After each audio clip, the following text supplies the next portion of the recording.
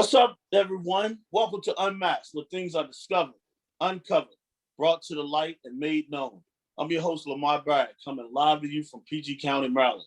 If you're interested in finding out about the untold stories behind being a college coach, this is the show for you. Being a former assistant men's college basketball coach for 16 years, there are so many untold stories behind the scenes in the life of a college basketball coach. Now, let's unmask them. Today's guest is a longtime assistant coach with a tremendous work ethic, a great talent evaluator and recruiter. And I don't like to throw him as, he's not just a recruiter because he's a great teacher. He has the ability to relate with student athletes and someone that I've always seen as a head coach in this business. He stepped away from the game for 5 years because he was, and we'll talk about that in his bio. He went to the NBA, to the professional side as an NBA scout. And he's a native of Brooklyn, New York, Coach David Aki Collins. And that's the only time you're going to hear me mention his first name. I always call him Aki. That's what he goes by. I'm going to make sure we know that, but we had to get that out the way. And I want to say, I'm going to talk about his bio before we bring him on. Graduate of Clark Atlanta University in 1997. He got right into coaching right away, went out to Colorado, University of Colorado, Boulder. He was there his first year as a volunteer assistant. And then for the next 2 years, he became a full-time assistant coach out at University of Colorado. And then he came to DC. This is when I met him. So it's been 20-some years ago. He actually coached two of my former players that I had at Howard, from 2000 to 2003. I know he's with Coach Frankie Allen. They did a good job. Probably one of the last, one of the few times in a while they had good teams there. And then from 2003 to 2006, he went up to Marshall University. And then from 2006 to 2008, went up to Connecticut to Fairfield University. And from 2008, 2012, we worked with Buzz Williams at Marquette University before heading to Memphis for the next 3 years, from 2012 to 2015. And then he jumped into the NBA ranks as an NBA scout. He has the title is, you can spin it either way you want to. At the end of the day, he was great at doing his job. So he was an NBA scout. And then he decided to jump back into the coaching ranks. And so last October, he becomes the director of basketball ops at where he is now presently, University of Mexico, in Mexico. So he's gonna, he's back in the business. I think a lot of people need to know how good he was before he left, how good he is, and how good he's gonna be in the near future. I want to welcome a good friend of mine, and he kind of,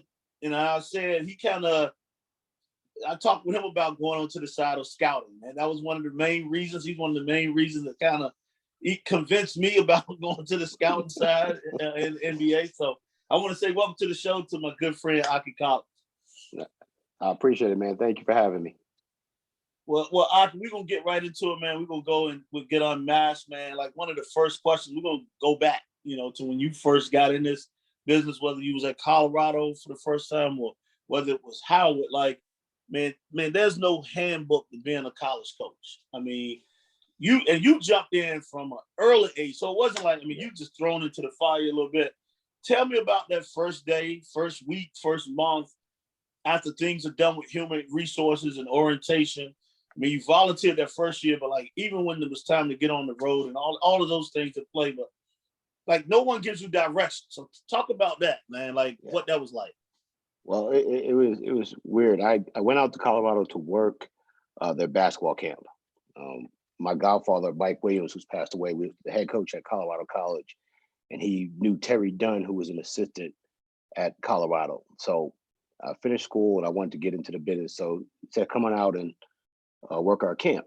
So as I was out at camp, I started talking to Paul Hewitt, and then somebody that you and I both have in common, Howie Dickinson. And I tried to get on with both of those guys. Howie had an opening at Central Connecticut, and Paul just got Siena. And both of them were like, hey, you got to have experience and all that stuff, the thing that everybody goes through. And so Paul just happened to mention, you may want to go someplace and volunteer. So I was staying in a hotel, working at camp, and I called the secretary at the University of Colorado and asked if Ricardo Patton was in, Coach Patton. She said yes. I said, okay, I'm going to come up and see him. Right across the street from the hotel was a Men's Warehouse. The only thing I had was a linen outfit. So I ran in the Men's Warehouse and I got a blue blazer. And so I got this linen outfit on and a blue blazer. And I marched up the hill and it's like 9,000 degrees in Boulder. Right, I'm sweating and stuff. So I walk in his office and I start talking to him and say, hey, coach, I'd really like to volunteer. So this is Friday night and I'm supposed to leave Saturday morning. So coach says, why don't you come back and see me on Monday? Great. So I get back to the hotel. I change my flight reservations and all that stuff. Go back up there Monday morning with the same outfit I had on Friday, right? Because I'm out there working camp. I'm not thinking I'm gonna get dressed up. So I walk in and coach is walking out to get ready to go play golf. And if you know Coach P, that's all he does. He's an avid golfer. And so he goes, hey, walk me to my car. So I walk him to the car and he turns to me and says, when can you be back? And I was like, I'll be back in 6 weeks. He's like, I'll see you then. So now I'm excited. By the time I make it back to the office, I'm pissed. I'm like, man, this dude could have told me this yesterday or Friday, save me some money. So, I go out there, I volunteer and I work at the paper on a Saturday night, putting the Sunday paper together, the sports section, running errands for Coach P. And he's like, give me $100 to go grab lunch or $100 to go get his laundry done. Well, I had to hook up at the dry cleaners, so I was getting it for free. And he used to get Korean kimchi from a Korea house, maybe $12, right? So he's giving me $100 bill. So that's how I made a living for a year. And he's getting ready to hire the third position because he let a guy go. And I remember walking in the office and he tells the secretary, I only want to hear from Dick Tharp, who was our athletic director, and Chauncey Billups. And so normally the assistants all went to lunch. Well, this day, Terry and David Moe, Doug Moe's son, left. They were nowhere to be found. Coach calls me to his office. So I think he's getting ready to break the bad news to me that I'm not getting the job. He goes, hey, man, how would you like to make $27,000? I was like, yes, let's do it. Let's do it. So that's how I kind of got my start. And then it's funny, that year, I think Howard had an opening. And I had asked him when I was trying to get a job, a paid job. I asked him about the job. He's like, no, you don't want that. You don't want that. Fast forward 2 years later, Frankie Allen gets hired on May 5th. Ricardo Patton calls me about 5 o'clock in the morning on May 6th. He's like, hey, Frankie wants to interview, pack for 5 days. So that's how I got the Howard job. So it was a lot of, fortunate breaks that kind of got me to this point right now. And it's been like that throughout my entire career. But that's how I got my start. Awesome, man. That's awesome. Like people don't. I like to hear that because people don't realize everybody thinks they see the guys with the shiny suits on TV. They see the finished product and just assume that you can walk into this business and just make 6 figures right away, and it doesn't work that way. Well, I'm gonna ask you this because I said something about recruiting early, and you've never been. That's not your title. You've never been that. You've been more of that. But I always talk about recruiting stories because recruiting is the lifeline of college athletics. You have to get good players or very good players. If you especially the levels you've been at. You've coached some pros, but you got to get really good players. You got to get good students. And when I say good students, I don't mean you got to be an A student all the time. You got to be a person that cares about getting a degree. You got to, want to be there and hey, I got to put some work into it to be, because some of these guys this would be the first time someone graduated from college in their life, in their families. So exactly. You got to have that, and then you got to have good people. And if those 3 things go together, it works. But talk about some of your, or one of your best and worst recruiting stories you might have had over the years. You've been in it for a while. You don't realize it, when it's close to 20 some years, that's a long time. But talk about that. Well, I'll talk about a success story, and not so much because of the type of player he became, and he is, because he's currently making 7 figures overseas. But you talk about academics. So we recruited a kid when I was at Marquette named Devonte Gardner out of Suffolk, Virginia. Okay, and so I go down to Suffolk to watch the kid play, and John Thompson III is sitting across the court from me, and we're both watching the same game. Well, the kid has 33 points and 22 rebounds. And John and I leave the gym and we're talking outside, and both of us are kind of shaking our heads like, wait a minute, I just saw a kid get 33 and 22, and I don't know if he could play in the Big East. Well, his dad just happened to be standing nearby, and I asked his dad for a copy of the game. Go home, have our video guy chop it up. I don't want to see any defensive stuff because to this day, Devonte couldn't guard me, right? But he could score with anybody, 6'7", at the time he was like 300 pounds, just had a real laid back demeanor. So Jamie McNeely, who's at Texas A&M, he chops it up for me. And I went and I sat down with everybody in our office. So it was 11 guys. I sat down with 11 people in our office and watched his offensive clips. 10 of the guys were like, yo, this guy could really help us. One guy, Scott Bonner, who's my guy, was like, no. He can't play for coach. He can't play for coach. Well, long story short, we take him. Coach tries to run Devonte off on July 5th his freshman year. He just came in campus. And remember, we could go out on July 6th to start the recruiting period. So Devonte comes, he's sitting in the film room, and he's slouching in his chair. So I leave and go get on the flight. By the time I land, our academic coordinator is calling me like, hey, you got to talk to Devonte. Coach is trying to get rid of him already. So, we get through that. Well, 2 weeks later, we're down at Peach Jam. Something else happened. He's being Devonte because he doesn't know how to work yet. So our compliance director calls me. She's like, hey, I think you got to come get this guy. Coach is getting ready to get rid of him. So I step out, and you know where the flagpole is? In front of the Riverbank Center. So I'm standing in the little flagpole and I'm talking to coach. I'm like, coach, what's going on? Oh, he can't make it. He can't make it. I said, coach, listen, do me a favor.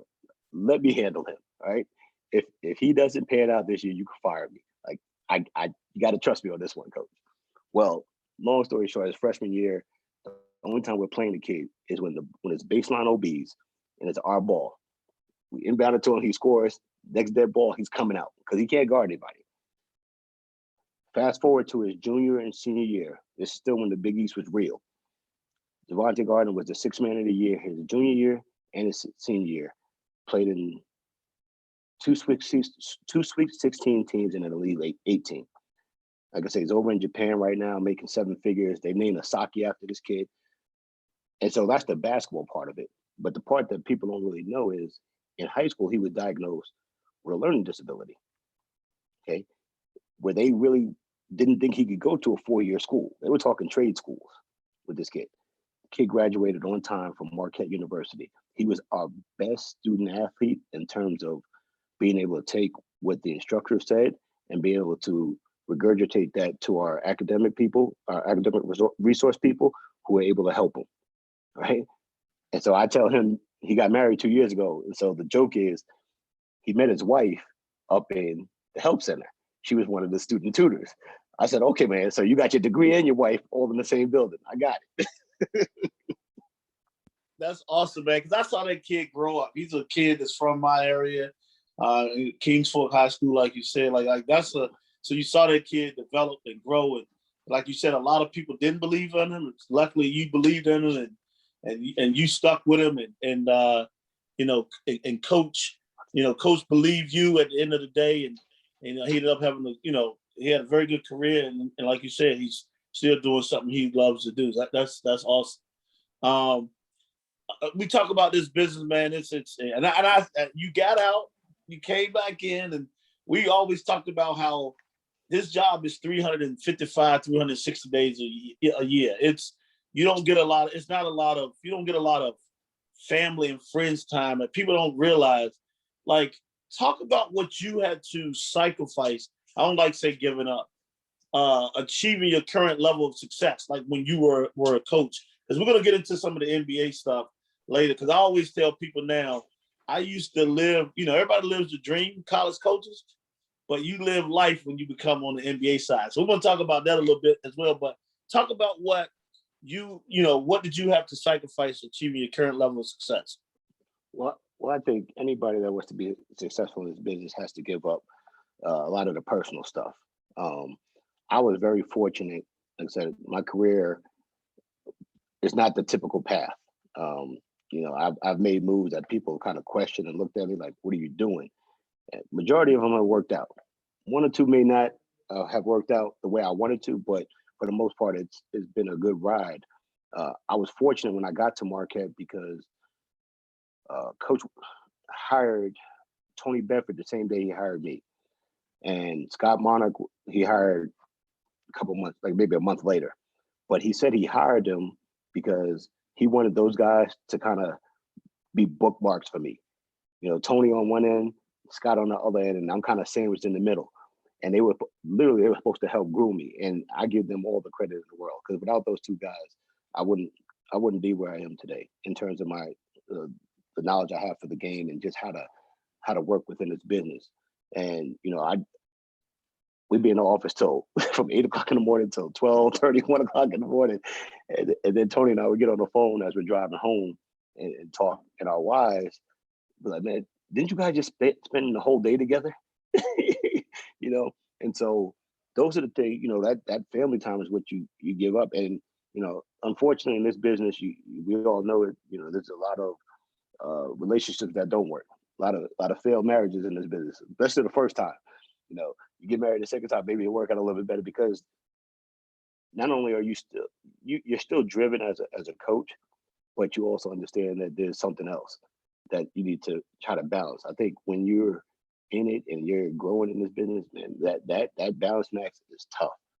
You guys, if you want to be successful in this thing, you got to give it your all, and you got to figure out a way to give your career your all and your family your all. And that's a tough line to try to toe. But once you figure it out, I think you can have success in this business. So true, Aki. I mean, you're so true on that. Like that work-life balance is key. I think guys are figuring it out more, like, because now, like this pandemic happened, but even before that, I think guys were starting to figure out, like, like you just said, you don't have to be in the office 12, 14 hours anymore. You like back in the day, you were on the phone because you used the office phone. Like, you calling kids on the West Coast, so you're in the office to, later on. But in honesty, now you got the cell phones. You can be at the beach if you want to, making calls, because we all do that on vacation. We stay vacation, but we know, like, on vacation, you got to sneak away from your wife. And, you got to make calls, making sure you get the kid come to campus and all that stuff. So now you can do a lot of stuff now, totally different than what you used to. And that's what I say to people. I got to tell you the story because when you hit it on the head. So I got married. We're on our honeymoon, right? I think you got married 2 weeks after me, I believe. Yes. I think it was. Yes, indeed. So the only thing that my wife said to me going on our honeymoon was, "Please, no basketball." Okay? No problem. I could do this. So we're down in Aruba, right? And we're having a good time.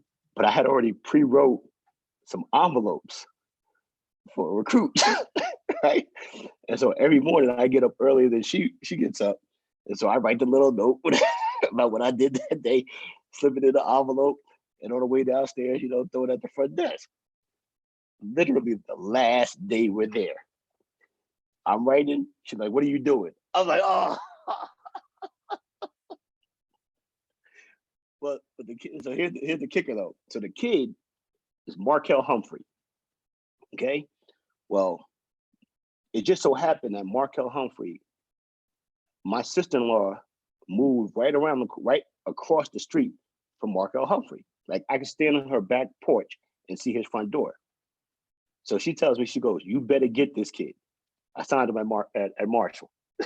One of the best players we ever signed at Marshall. That's awesome. That's awesome right there.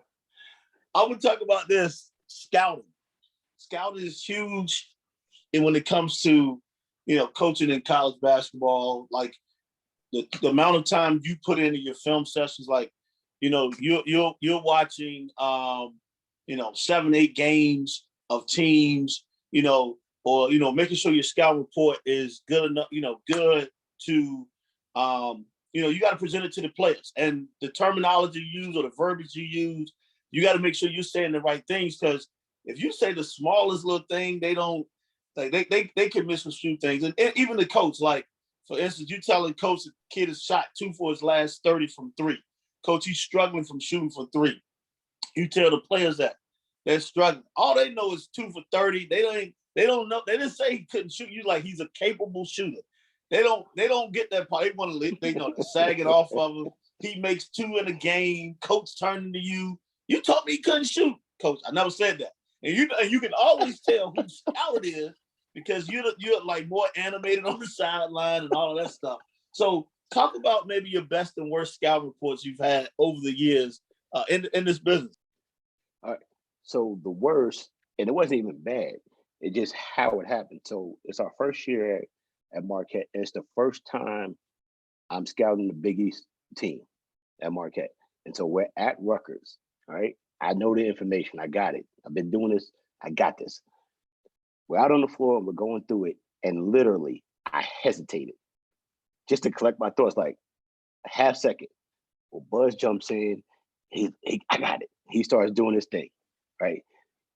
So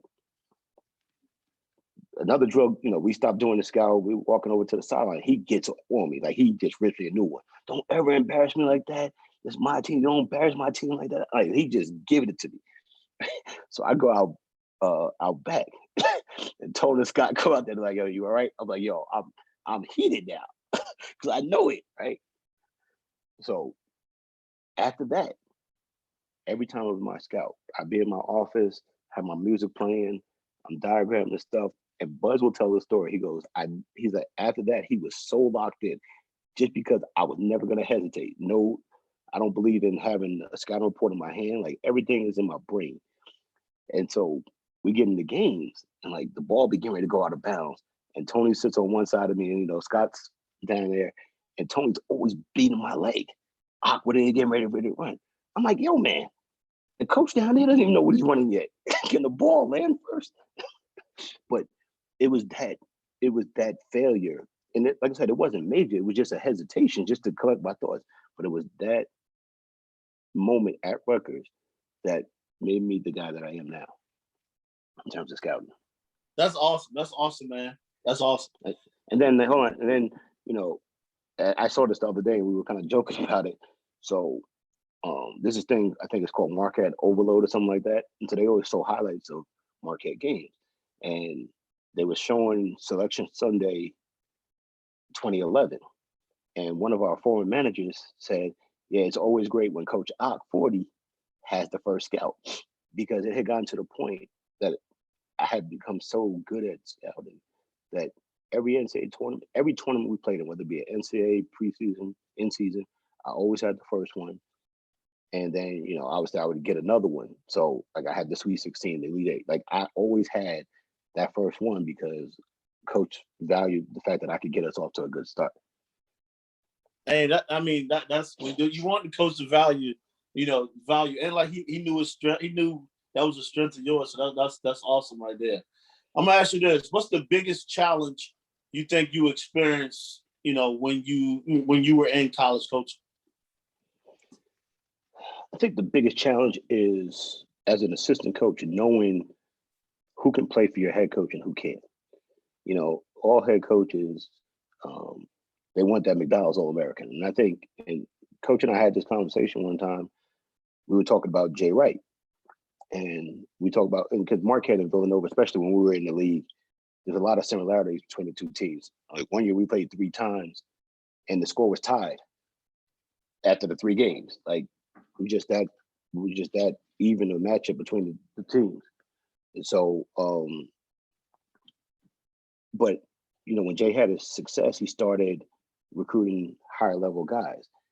Those higher talented guys may work for other guys, but how he runs his system, it doesn't really fit how he wants to coach. And so being able to identify who can play for your head coach is the number one thing that you have to do as an assistant coach in terms of recruiting. Yeah, he may want this steak over here. No, man, we got to go over here and get this chicken sandwich real quick because that's the one you can coach. And so being able to identify that is what sets you apart. Great answer right there. And I'm asking, like I know, like I said, I know you. I've seen you a lot of the friends in this business or associates you have, they know a lot about you. But like, do you ever find that there are things about you that people misunderstand? Like what other? Because I know when you come in the gym, you're locked in. You like, you're looking at plays. You know what you want. But like, what do people like misunderstand or about you that you think that things about you that people misunderstand? I'm, I have very close friends. I think I'm very sociable, but I think some guys may view that as I may be standoffish because I don't really spend a lot of time, rubbing elbows with guys. Like I have a lot of respect, especially it's funny because I have a lot of respect for guys from home, from New York, guys that I may have played against in high school. I wasn't a great player. I wasn't, all city and all that stuff. I was a good player, but nothing spectacular. But I've gotten to know some of those guys even more throughout the years of being in the business. Obviously recognize me from high school. We played, we won a city championship when I was in high school, all that stuff. So I know those guys. We ran a tournament up in New York when I was in college. So like a lot of these guys I know, but like really getting to know them, it didn't happen until I got in the business. But then, you look at DC and either Southern Virginia, like people always ask me, where are you from? Because I could flow in DC and they treat me like, like family. I go down to 757, they treat me like family. But if you're looking from the outside and we don't have that type of relationship, you don't understand that aspect of me. But like, I try to help anybody. I'm cool with anybody. I got no ego in this thing. Yeah, I want to be the best. I want to crush you when we play. I want to crush you when we're recruiting. But afterwards, we can go grab a meal. It's just competition. It's nothing personal. Yeah, I mean, I like what you just said because, like, you just said it. I mean, that's what people always like. Where you from? They don't know. Like, am I DC? Am I Southern Virginia? Am I Carolina? You just build that. You build it up. Like you just act. Well, people respect you enough because they don't know where you're from, but you do a great enough job with their kids, and so everyone assumes that, oh, you're from there, but that's not always the case. Man, listen, we're all educators in this business. We teach. The basketball court is like our classroom. We always say that to guys, like, this is when you come here, you got to lock in just like you're in the classroom. But I'm going to ask, what do you try to educate or teach your players besides basketball, especially like off the court? Like, what do you try to do, teach them? Yeah, I think basketball is just a vehicle for us to mentor these guys. And that's why I wanted to come back to the college game. The pro game is great. I loved it. I love the freedom to kind of set your own schedule and flying all over the country or all over the world is great. You never lose a game. So that aspect is good, but you don't have that personal relationships with the kids. And like I talked about Devonte, when he got married, I almost had a tear in my eye when he told me he was getting engaged. And I remember people were like, why are you acting like that? Like, it means so much to me to watch kids grow. And this kid, and he played for us for 1 year at Howard, Gil Goodrich. Keith and I always, he still gets on me about this. Like, I can't believe you still like that's like my son. Every decision he's made, he only played for us for 1 year, but every decision he's made in his life, his dad has always called me ever since the day I met him. Hey man, what should I do with your son? I'm like, Big Gil, that's not my son, that's your son. He goes, no, he listens to you. Because even though it was a 1 year deal, I thought the kid had potential, not just as a basketball player, but I could impact his life. And so I think when you're teaching these guys life lessons and using basketball as a vehicle to reach them because it's something that they're interested in, I think if that's your goal and that's the line that you're walking, you can't have failure. You're going to be successful. So true, man. Yeah, I know Goodrich. I definitely remember him. and so yeah, I do remember him. I'm gonna ask this, and I don't usually say names. We don't ask for names, but you've been around long enough. What's the strangest, maybe the weirdest thing you may have seen a player do, like outside of the basketball court? Like I've heard some weird ones, like guy came into practice with a bathrobe on, or guy walked through after a win, he walked through the woods and he hung out. Like it's been some different ones, but anything that like jumped out on you that you like, wow, I can't believe this person really did this. Oh, you just touched on it. So we're in a hotel, and I'll go throw the kid under the bus. But we're in a hotel, and the kid walks downstairs with a black bathrobe on to go get pregame meal. And so the first time it happened, I kind of let it go. I didn't say anything. Then he did it the next day. So finally, I had to say something. I was like, "But man, you look kind of crazy walking around the hotel with your bathrobe on. Man. Like, I don't know what you're thinking, but whatever it is, that's not it. That you got to come up with a new plan. You trying to stand out? I get it, but that's not the formula you need to be working with right now. You got to change that up." So that was probably one of the weirdest things I've ever seen. Yeah, that's a little weird. That's a little weird. I'm gonna ask you this because you were away and you were on the NBA side. So even though you're not recruiting those guys, but you've seen them and you still got to deal with. That's what people don't understand. They be like, "So what do you do?" I'm like, you still like 70% of your job is intel, so you're still involved with the AU coaches. You're still involved with the high school coach. You talk with the college coach. You got to talk with the guy that's kind of like you talk with so many people to gather information. But I'm gonna ask you this because you've been away from it for 5 years, but you really haven't been away from it. But how much? I'm gonna ask you this: how much you think recruiting has just changed in the last 5 years? I'm not even gonna say 10 years, but how much do you think recruiting has changed? Well, I think the kids have changed. That's number one, and the people change because some guys aren't in it.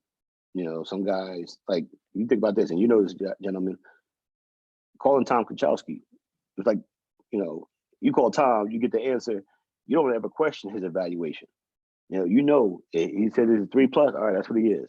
He says he's a 4-. Hey, guess what? That's what he is. Like, there was no room for error in that way. Like, he was going to come and he was going to give you the real, and it was going to be on point.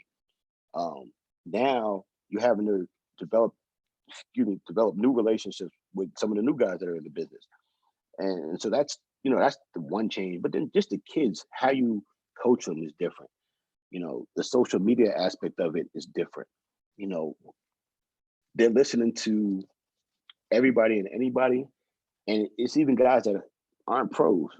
Guys just all the transfer and stuff. And so for me, I try to talk to these guys in a way like, "Hey, listen, this is what I know from my time in college. This is what I learned from my times in the pros.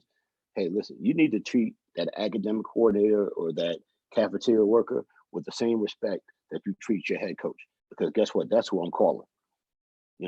We're in a hotel. I'm telling our guys, don't act like a fool in this hotel, because if I know you've been here for a week, if I'm good at my job as a scout for the Thunder, I'm calling a hotel. Hey, you have any issues with University of New Mexico? Yeah, we had this one guy. Oh, who was it? What room was he in?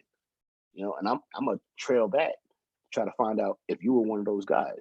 So you're building your own brand and trying to get these guys to understand that their brand is really not just centralized with their coaches. It's global. It's anybody you ever come in contact with.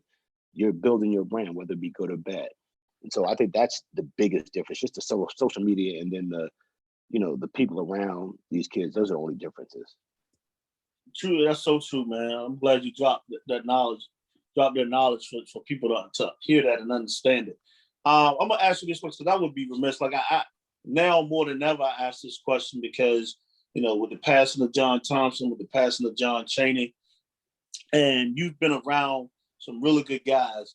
And I say, like, if you had a chance to sit down, past or present, talk to 3 or 4 guys and say you want to pick their brain, you at lunch, what made them tick, what made them who they were, like, what guys would you like to sit down and talk with and just figure out, like, hey man, how were you successful at doing what you were doing, not just as an assistant but even as a head coach?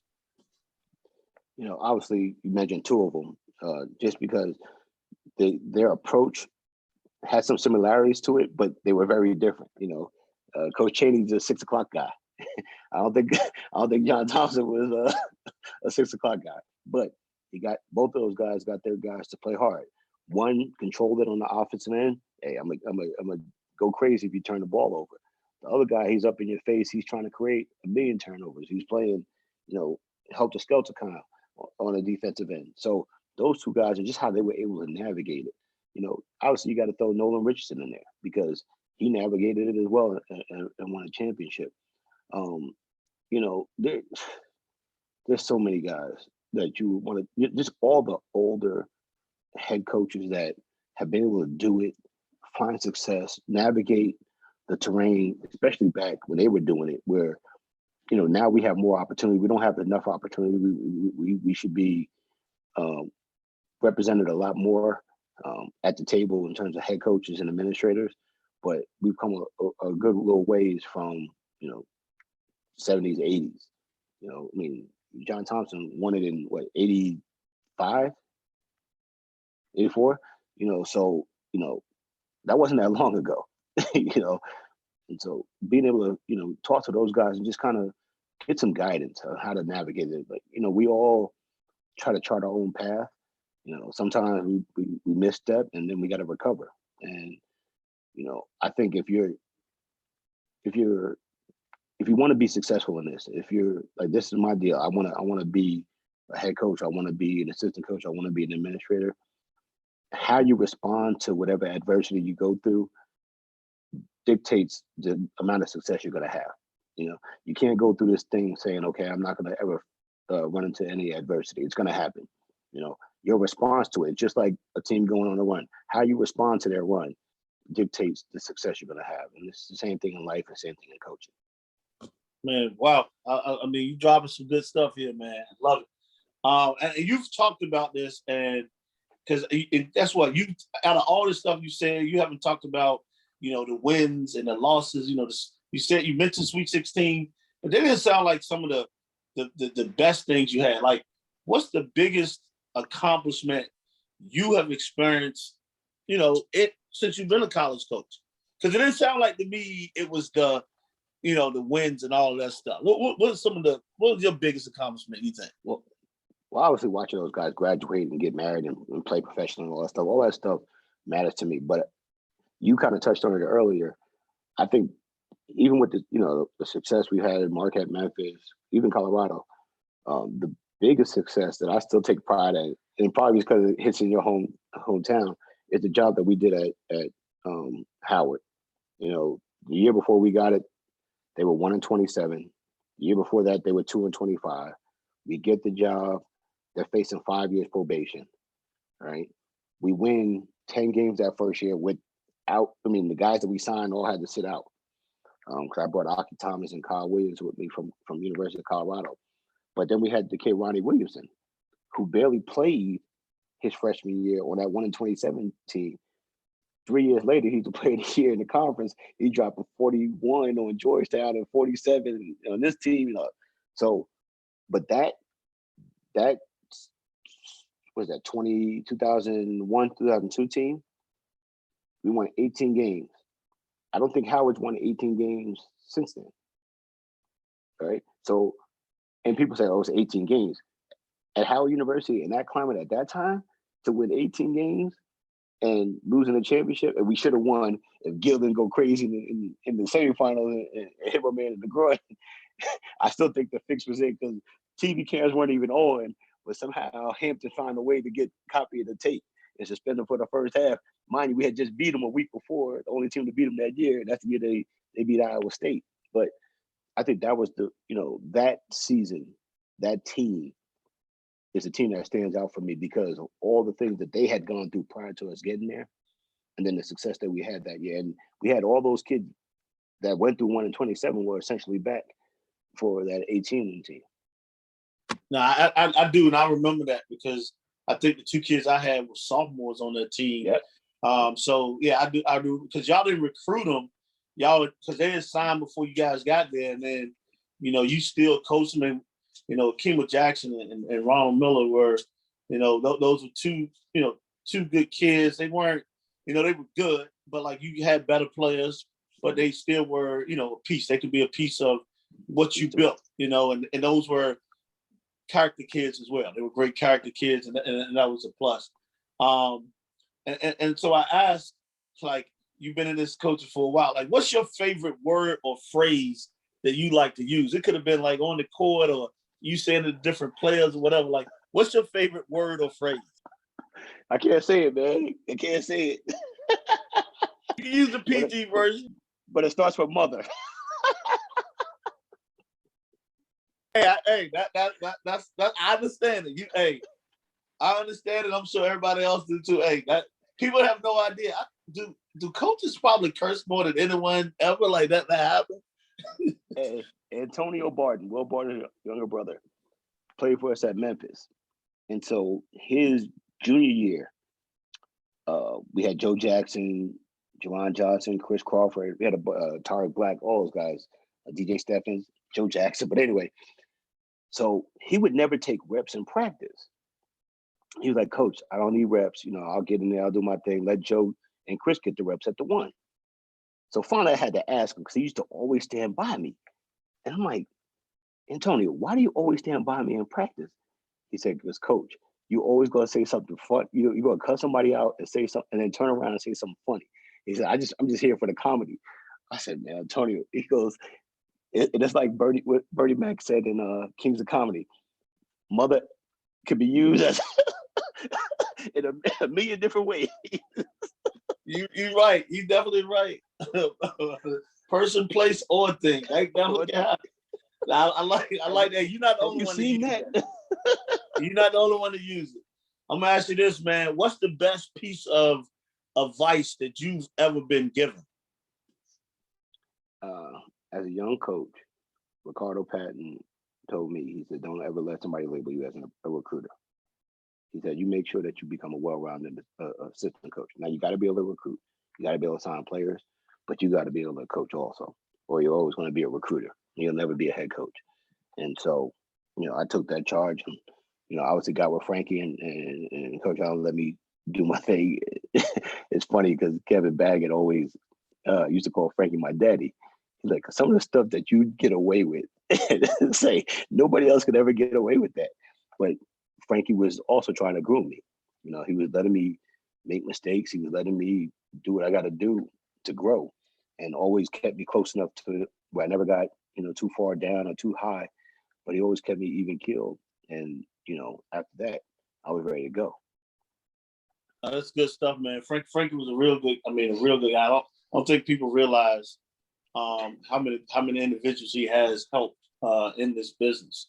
Listen, that guy, go ahead. That guy, in terms of being a coach, now obviously he, worked at a lot of HBCUs, so his record may not be what people think. But one thing I can always say about Coach Allen, if the team got him to the last 4 minutes of the game, he was going to win it for you. And that's the sign of a good coach. Yes, sir. You're 100% right. You've never been a self-promoter at all. Like that hasn't been you. Your work speaks for itself. You go about your business. But I'm gonna ask you this: what if you had to choose 3 adjectives to describe yourself? Which ones would you choose? Competitive, caring, and relentless. I think I used relentless early in this thing too. I know you are. That is, and I don't think it's just because it's recruiting. I just think it's what you do in life. That's not just a recruiting thing. I just think that's what you do in life, and you know what you want, and you go after it. And I think that's a great thing. I think those 3 things describe you to a T. Those are perfect. What person and or event has had the most influence on your life? Oh, it's easy. The person is my godfather, Mike Williams. Like, I went to my first Final Four, and it's ironic that I'm here in New Mexico right now because the first Final Four I ever went to, we drove down from Colorado Springs to Albuquerque, and I hung out with at the Final Four with Allen Houston because his dad, Wade, was coach in Louisville at the time, and that's really where the bug started. Like, that's when I was like, okay, if I can't play in the NBA, like I'm coaching in college. Like this is what's gonna happen. And so I think that right there, that person and that event are the 2 things that put me where I am today. Awesome. Wow. Things, like you said, that moment, put that in your head. Inception right there, I would say. I'm gonna ask this the last question I like to ask is like, knowing what you know now, what would you tell your young or younger self to prepare for as an assistant coach? Be willing to relocate and take chances that are calculated, that may not fit the norm, but suit you. And I told the story to somebody the other day, one of our young assistant coaches, our video guy. So you talked about my bio, you talked about the Colorado years. Well, the year after I volunteered, so that summer, I've gotten offered the job at Trinidad State as an assistant coach, JUCO. The head coach was going to step down the next year and give me the job, right? But Ricardo ended up hiring me, so I stayed at Colorado. The next year, I could come to Howard.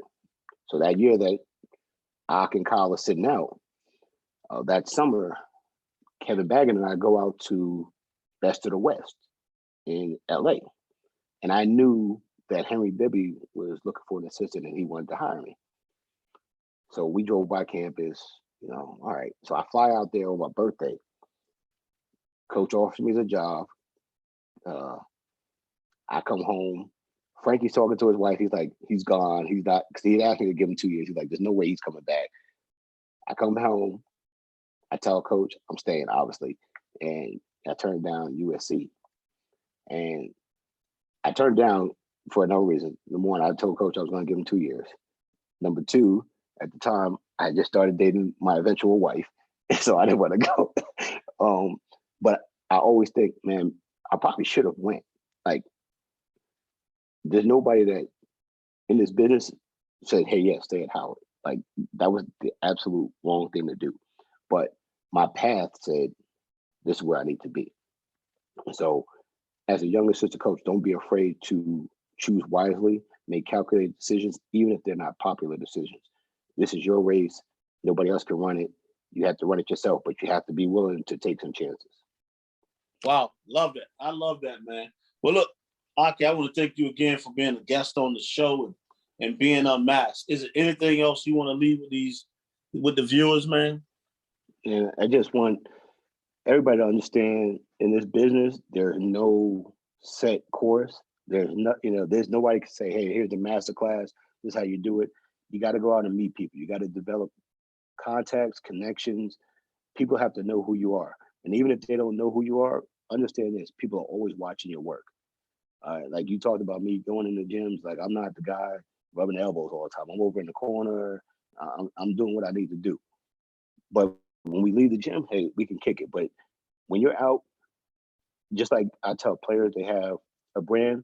Coaches, we have a brand also. So you want to get in this business, you want to move up in this business, don't be that guy in the club, when all the coaches are around. Don't be that guy that has alcohol in your hand all the time. Like those are things that you could do on your own time, but when you're on the company dime, you got to be mindful of that because people are always watching and people are always judging. Those are facts for you. And I'm glad you said that so these young guys can understand it.